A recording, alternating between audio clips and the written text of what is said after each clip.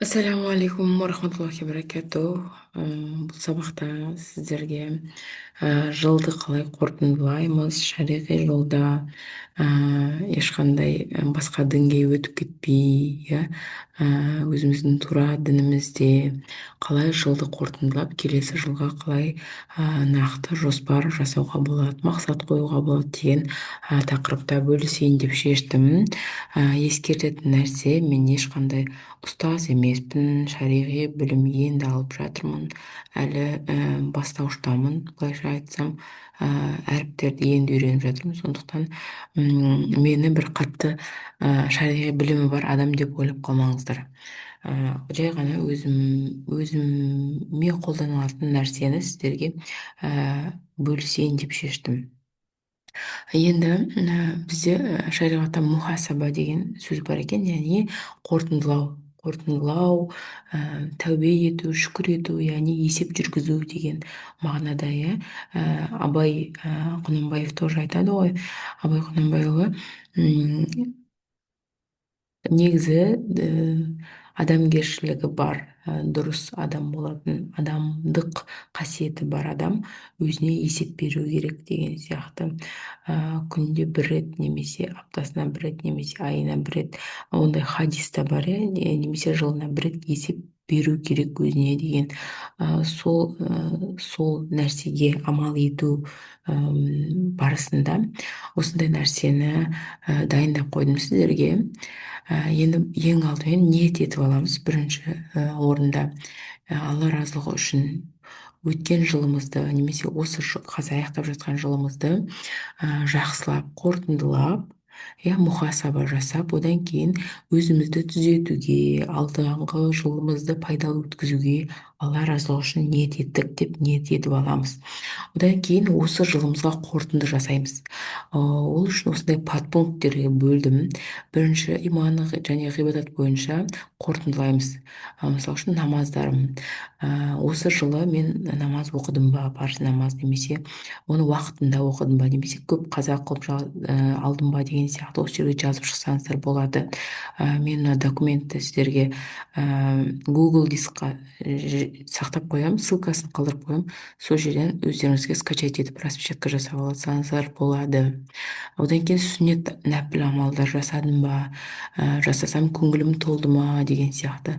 Одан кейін намазда ықыласым қандай болды, хушух күйі деп айтады, яғни хушух халінде болдым ба, яғни алла тағаланың жанымда екенін сезініп, алла тағаланың назарында тұрғанымды сезіне алдым ба, осындай халде тұра алдым ба деген сияқты намаздағы ықыласыңызға осылай баға берсеңіз болады.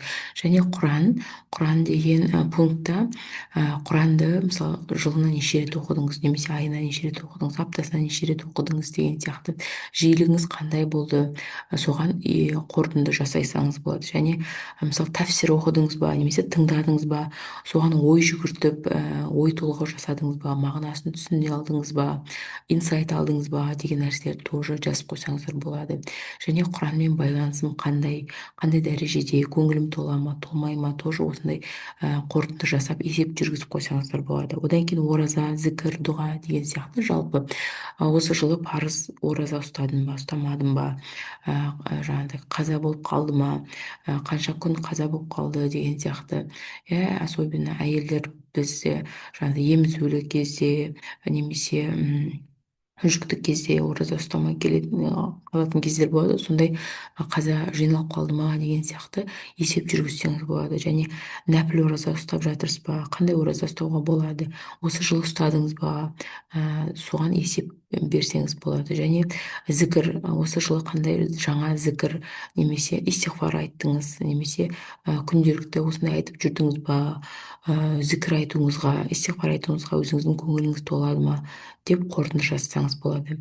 Және дұға, осы жылы қандай дұға үйрендіңіз, мүмкін Құраннан дұғалар, мүмкін хадистерден пайғамбарымыз саллаллаху алейхи вассалам айтқан дұғалары ма, мүмкін көпшілік білмеймін подкасттан бір жерден естіген, уағыздардан естіген дұғаңыз ба, жатталған.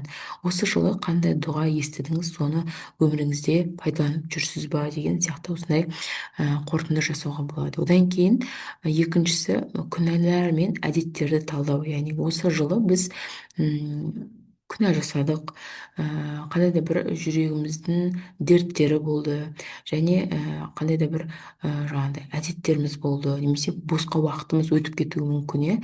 Эгер биз аны эсеп жүргүзбөйтүн болсок, биз билбейбиз эмне кандай багытта кетип бара жатканыбызды. Сол үчүн мисалы үчүн тил күнәлары болсо сизде, жаңагындай өсек айтып коётун болсоңуз, өтүрүк айтып коётун болсоңуз, немесе артык сөз көп сүйлөп коётун болсоңуз, тоже галочка коюп эсеп жүргүзсөңүз болот.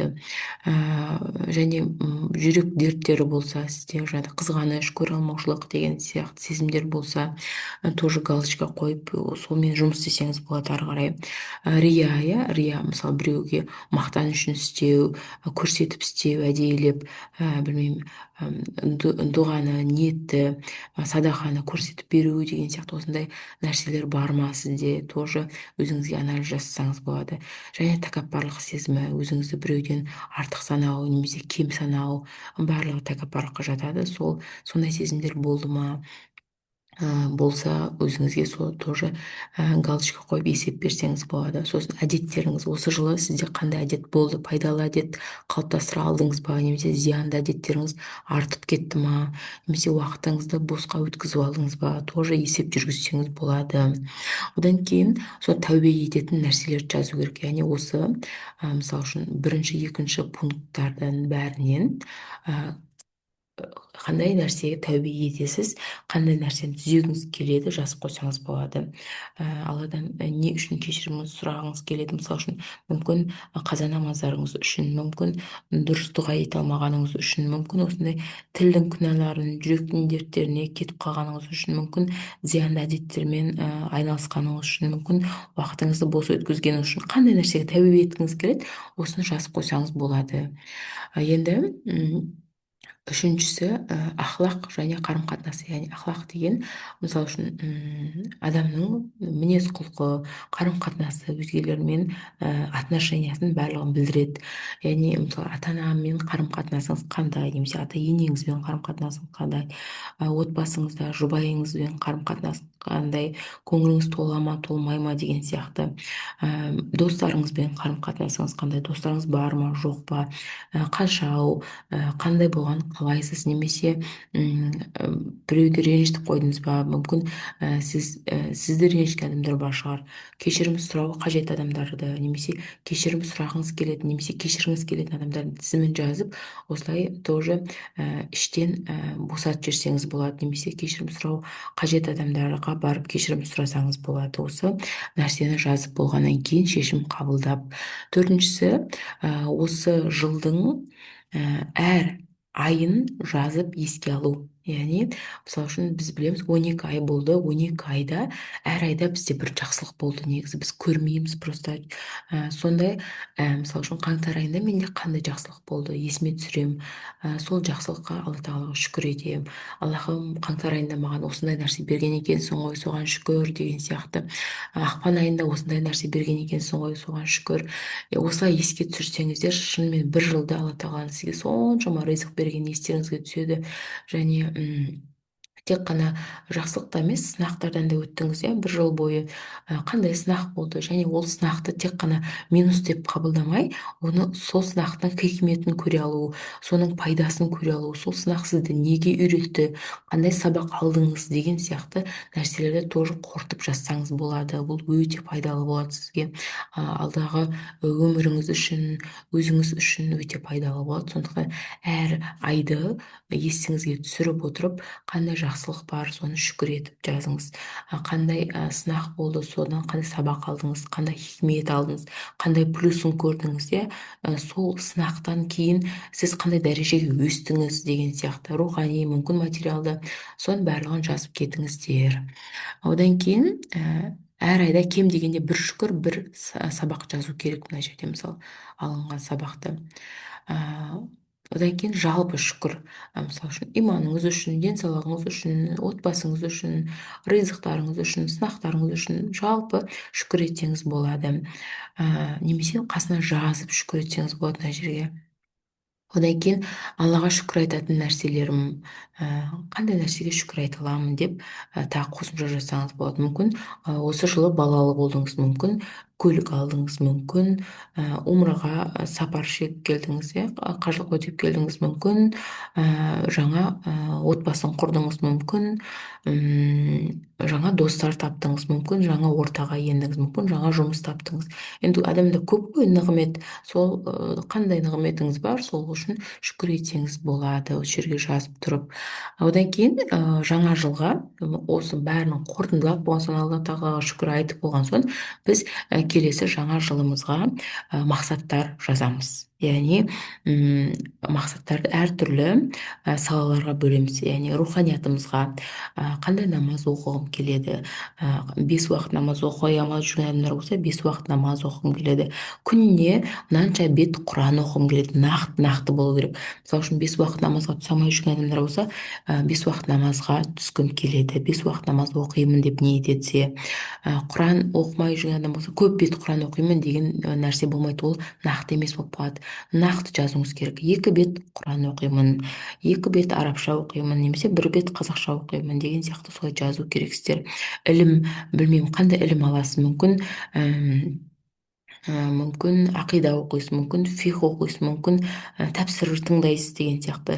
Иә, өзіңізге қандай жағынан білім алғыңыз келеді, соны бәрін жазып қойсаңыздар болады. Яғни нақты өлшенетін мақсат керек, чтобы жылдың соңында, келесі жылдың соңында сіз осындай қорытынды жасай алуыңыз үшін. Егер 5 уақыт намаз оқитын адам болсаңыз, сізге мүмкін нәпіл намаздарды қосу керек шығар, мүмкін тахаджудты үзбей оқу мүмкін, духа намазын оқу мүмкін, қажет намазын оқу мүмкін, тағы да қосымша нәпіл намаздар болады ғой, немесе жұма намазынан қалмау деген сияқты еркектерге, иә, сондай өздеріңізге мақсат қойсаңыздар болады. Және ақлақ деген адамның мінез құлқы, иә, мінезінің көркемділігі. Осыған байланысты нені түзегіңіз келеді, қандай жақсы әдеттер қалыптастырғыңыз келеді, немесе қандай жаман әдеттерден арылғыңыз келеді, барлығын жазып қою маңызды. Нақты өлшенетін мақсат болу қажет. Мынаның қасына жазсаңыздар да болады, немесе мына жерге астына жазсаңыздар да болады.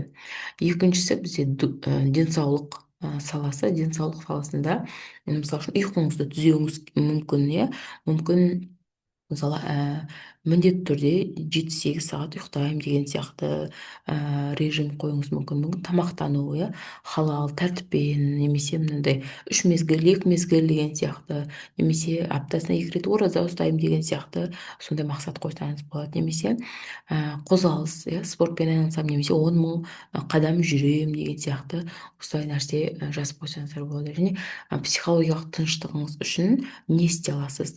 Мүмкін барлық ішкі ойыңызды, уайым қайғыңызды жазу, мүмкін дұға ету, чтобы психологиялық миыңыз, денеңіз бәрі рахаттанып тынышталу үшін осындай амалдарды жасаймын деген сияқты жазып қойсаңыздар болады.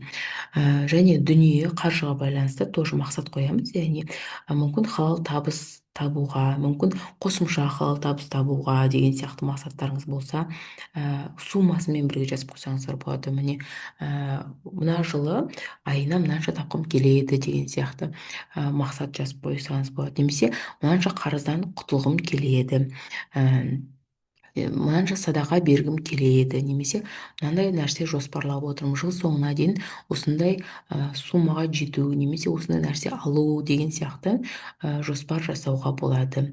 Тоже мақсаттарыңызды жазып қоясыздар. Одан кейін жұмысқа байланысты, немесе оқуға байланысты, иә, мүмкін кәсіби дамығыңыз келеді, бір саланы меңгергіңіз келеді, немесе бір жоғары лауазымға көшкіңіз келеді, барлығын жазып қойсаңыздар болады. Және жауапкершілік, мысалы үшін, қосымша жауапкершілік алғыңыз келе ма, қосымша бір нәрсемен айналысқыңыз келе ма, мүмкін кәсіп бастағыңыз келеді, мүмкін жаңа саланы көргіңіз келеді, барлығын жазып қойсаңыздар болады. Және уақытты тиімді пайдалану, мысалы үшін, мен бір жылда осындай әрекеттерді жасағым келеді деген сияқты тайм-менеджментке сәйкес тоже белгілеп қойсаңыздар болады. 3 айда мен мынанша кітап оқығым келеді, немесе бір жылда мен жаңағыдай 10 кітап оқимын, бір жылда мен білмеймін, мүмкін саяхаттайсыз, жұмысқа байланысты әртүрлі нәрсе жазып қоюға болады. ниет міндетті түрде құлшылыққа айналдыру керек. Яғни сол арқылы мен алла тағаланы, мысалы саяхаттау арқылы мен алла тағаланың көркем жаратылыстарын, әдемі жерлерін, жаратқан құбылыстарын көргім келеді деген сияқты ниет қойсаңыз болады, иә. Немесе жаңағыдай халал табыс табу арқылы кәсіби дамығым келеді деп ниет қойсаңыз болады. Яғни міндетті түрде жұмысты ысырып қоймай, жұмысқа да мақсат қойып, бірақ сол ниетті алла тағаланың разылығы үшін құлшылыққа айналдыруға болады екен. Одан кейін отбасына байланысты, мысалы ата анаға қызмет көрсету, сіздің осы жылы көңіліңіз толмай, бірақ келесі жылы қосымша жасағыңыз келетін әрекеттер бар шығар, иә. Қоңырау шалу, көмек көрсету, құрмет көрсету, немесе сыйлықтар сыйлау, немесе ата ана уже қайтыс болып кеткен адамдар болуы мүмкін осы аудионы тыңдап отырған. Онда ол кісілер мысалы аптасына бір рет құран бағыштау деген сияқты, иә, олардың атынан садақа беру деген сияқты, енді амалдар көп қой. Сол себептен сондай амалдарды жазып қойсаңыздар болады. Жұбайыңызбен қарым қатынаста, мысалы сабырға байланысты, түсіністікке, сыйластыққа байланысты, немесе аптасына бір рет жаңағыдай оңаша кездесу ұйымдастыру, немесе бір жаққа бару, айына бір рет қыдыру, жаңа елді мекенді көру деген сияқты нәрселерді сондай мақсат қойып қойсаңыздар болады. Бала тәрбиесіне де байланысты, мысалы үшін айына бір рет бала тәрбиесіне қатысты бір подкаст тыңдаймын, немесе бір кітап оқимын жылына бір рет, немесе бір семинарға барамын деген сияқты жаңағыдай бала тәрбиесіне қатысты да мақсаттар қою маңызды. Одан кейін туысқандармен байланысты, араласпай жүрген туысқандарыңыз болса, мысалы айына бір рет хабарласып жағдайын сұраймын. Ата әжелеріңіз болса, жаңағы көңілін сұрап аулап барамын, жағдайларын сұрап барамын деген сияқты осындай нәрселерді тоже енгізіп қойсаңыздар болады. Және отбасындағы жауапкершілік, отбасында әр адамның өзінің рөлі бар. Сол рольдарына сәйкес әркімнің өзінің қызметі бар. Сол қызметіңізді дұрыс атқармай жүрсеңіз, тоже мақсат қойсаңыз болады. Мысалы үшін мен әйел ретінде жолдасыма мынандай қарым қатынас жасағанды қалаймын, немесе мен қыз ретінде ата анама мынандай қарым қатынас жасағанды қалаймын, немесе мен үйде ана ретінде балаларыммен осындай қарым қатынас болғанын қалаймын деп нақты өзіңіздің ойыңыздағы, арманыңыздағы қарым қатынасты қағаз жүзіне түсірсеңіз, оған жету әп сәтте, алла тағала қаласа болғаны, сізден тек қана амал нәтиже алладан. Және соңында осындай қорытынды дұға жасап жіберсеңіздер болады. Барлығын жазып болған соң, о алла тағалам, өткен жылдағы кемшіліктерімді, қателіктерімді кешір, жақсылықтарымды қабыл ет, садақаларымды қабыл ет деген сияқты алдағы келе жатқан жылды иманмен, берекемен, өзің разы болатын істермен толтыр, жүрегімді туралықта тұрақты қыл, мені жаңағы көп садақа жасауымды нәсіп ет, менің беруші қол болуымды нәсіп ет деген сияқты ішіңізден қандай дұға шығып жатыр Аллаға деген шынайы дұғаларыңызды жасасаңыздар болады, иншалла. Пайдалы болсын. Егер осындай қорытынды жасағысы келсін, өмірі өзгерсін деген адамдарға осы видеоны таратсаңыздар болады. Менің YouTube каналыма тіркеліп қойсаңыздар, қуана-қуана сіздерге осындай жаңа сабақтарды түсіріп отыруға ниеттімін, иншалла. Сәттілік барлықтарыңызға пайдалы болсын. Ассаламу алейкум.